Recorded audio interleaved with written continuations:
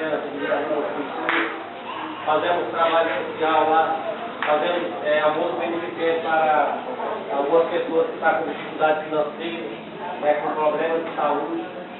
Nós estamos reunindo um grupo, né, de voluntários. Está aqui Dona Meire, que é parceira voluntária nossa, da nossa série.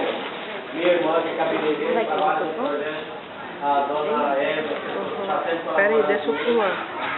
Então hoje nós temos um grupo aqui. Como que eu vou pular essa mesa de sinuca?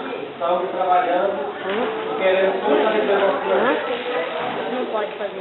Temos que acolher as reivindicações de vocês, temos os colégios que estão abandonados, não tem colégio aqui na região. Isso aí é uma obrigação política local. E o que está acontecendo hoje? As pessoas estão votando nos políticos lá do centro da cidade, de outros bairros. Esses caras não vão vir aqui. Está entendendo? Ver a nossa necessidade. Eles vão ver a necessidade deles, do bairro deles. Hoje nós temos, graças a Deus, muitos candidatos nessa região toda. Da região